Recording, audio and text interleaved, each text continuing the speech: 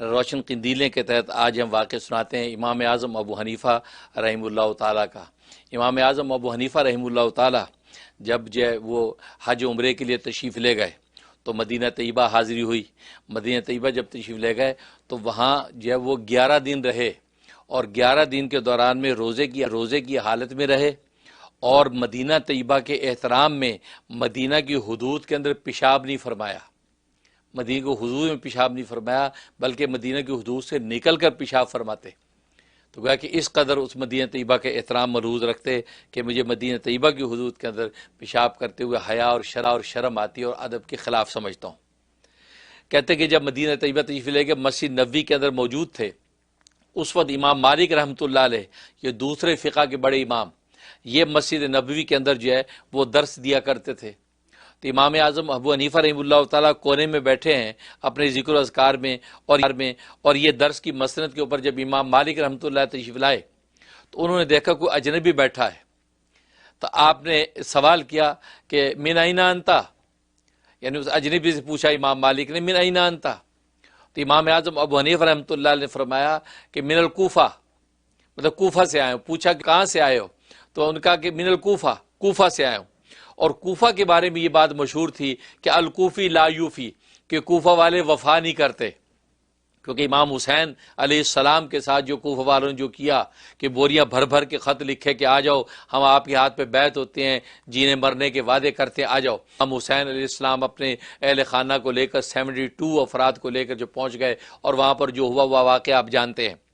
تو ظاہر اس حوالے سے تو یہ بات مشہور ہو گئی کہ الکوفی لا یوفی، کوفہ والے بے وفا ہوتے ہیں۔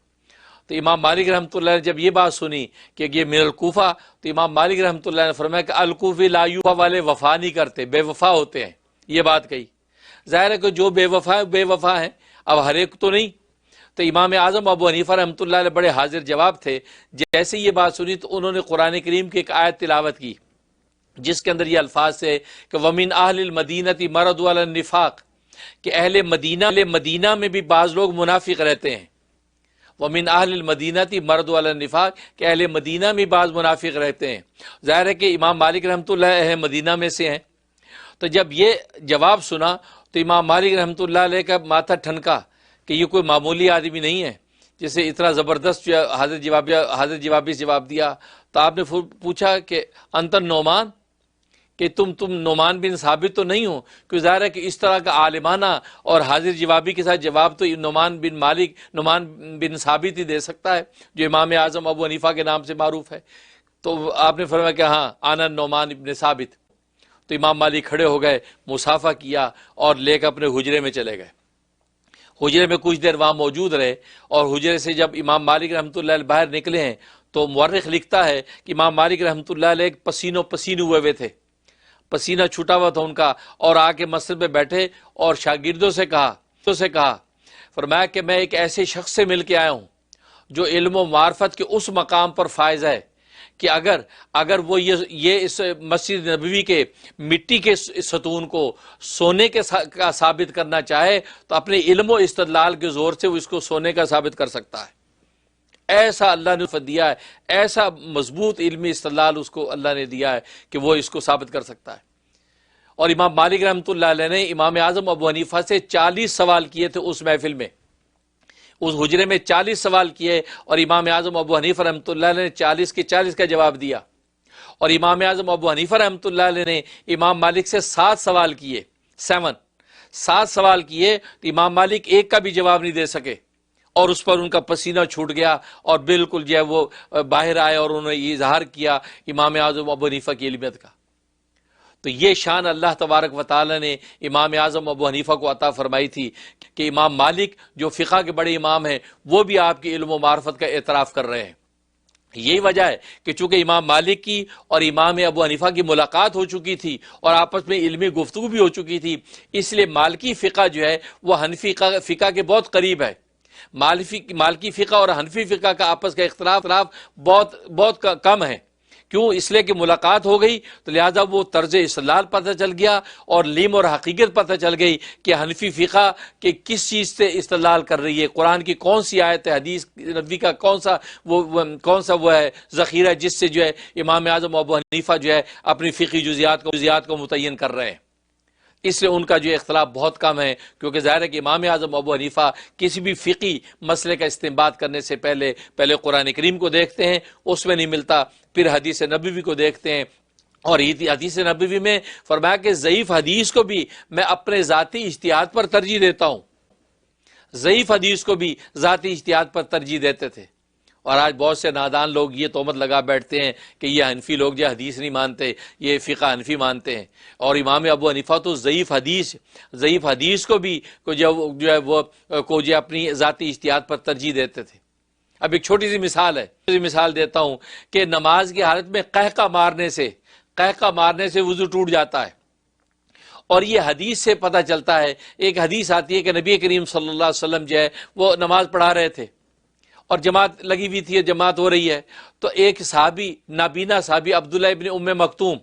یہ نابینا شرکت کے لیے آ رہے تھے، لیکن چونکہ نابینا تھے تو ان کو پتہ نہیں چلا، ایک گڈھا تھا، اس گڈھے میں ان کا پاؤں آ گیا، جیسے گڈھے میں پاؤں آ تو وہ پلٹ کے گرے، اور آدمی جب بے اختیاری طور پہ گرتا ہے تو اس کی حیت کیسی بنتی ہے آپ سمجھ سکتے ہیں۔ تو ایسی موزیکا خیز حیت بنی اور گرے، تو جو صحابہ پیچھے کھڑے تھے ان میں سے بعض جو ہنس پڑے اور قہقے کے ساتھ ہنس پڑے، اور ظاہر ہے یہ بھی غیر اختیاری بات ہے، ایک دم جو انسان قہقہ مار کے ہنس پڑتا ہے ایسے موقع پہ، وہ ہنس پڑے۔ تو نبی کریم صلی اللہ علیہ وسلم نے سلام پھیرنے کے بعد فرمایا کہ جو لوگ قہقہ مار کے ہنسے ہیں وہ ان لوگوں کا وضو بھی ٹوٹ گیا، نماز بھی فاسد ہو گئی ہے، وہ جا کے وضو کریں، وضو کر کے دوبارہ نماز پڑھیں۔ اب بتائیے یہ حدیث جو ہے بظاہر عقل کے خلاف ہے۔ عقل کا تقاضا تو یہ ہے کہ قہقہ مارنے سے وضو ٹوٹنے کا سوال ہی نہیں ہے، کیونکہ جب نماز سے باہر انسان وضو کر کے قہقہ مارے تو وضو نہیں ٹوٹتا، تو نماز کی حالت میں اگر قہقہ مار دیا وضو ٹوٹنے کا کیا سوال؟ کیونکہ وضو ٹوٹنے کی جو اسباب ہیں وہ تو سبیلین میں سے کوئی چیز خارج ہو یا جسم کا خون خارج ہو تو پھر ٹوٹتا ہے، لیکن یہ قہقے سے کیوں؟ تو امام اعظم ابو حنیفہ فرماتے ہیں کہ عقل اور رائے تو یہی کہتی ہے کہ وضو نہ ٹوٹے، کیوں؟ اس لیے کہ قہقہ مارنے سے وضو ٹوٹنے کا کوئی نقض نہیں ہے، لیکن فرمایا کہ چونکہ حدیث میں آ گیا ہے، اور حدیث بھلے کسی درجے کی بھی ضعیف ہو یا صحیح ہو لیکن حدیث میں آ گیا ہے، لہذا اب میں اپنی عقل و اجتہاد کو پیچھے رکھوں گا اور نبی کی حدیث کو مقدم رکھوں گا۔ لہذا حنفیہ کا مسئلہ یہی ہے کہ وہ جو ہے وہ نماز کی حالت میں قہقہ مارنے پہ وضو کو فاسد قرار دیتے ہیں، کیوں؟ اس لیے کہ حدیث میں آ گیا ہے۔ لیکن جو نادان لوگ جو ہے وہ امام اعظم ابو حنیفہ یا فقہ حنفی پہ تہمت لگاتے ہیں کہ یہ حدیث کے خلاف ہے، وہ خود ان کا فتویٰ یہ ہے کہ نماز کی حالت میں قہقہ مارنے سے وضو نہیں ٹوٹتا، وہ اپنی عقل کو استعمال کرتے ہیں، رائے کو استعمال کرتے ہیں۔ تو دیکھو امام اعظم ابو حنیفہ تو ضعیف حدیث کو بھی اپنی عقل پر ترجیح دیتے ہیں، اور آپ جو ہے وہ اپنی عقل کو ترجیح دے رہے ہیں حدیث پر۔ تو گویا کہ حدیث پر عامل کون ہوا؟ امام اعظم ابو حنیفہ ہوا، فقہ حنفی ہوئی۔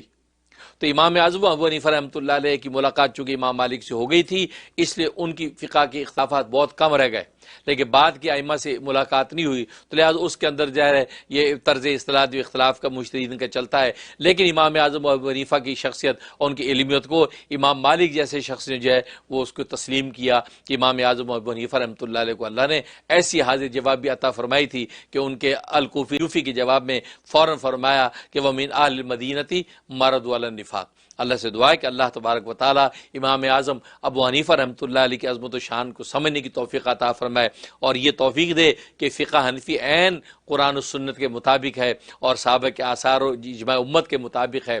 اور قیاس شرعی اس کے اندر جو استنباط اجتہاد کیا جاتا ہے، اور اس پہ کسی بھی قسم کی تہمت لگا کے ہم اپنے دین و ایمان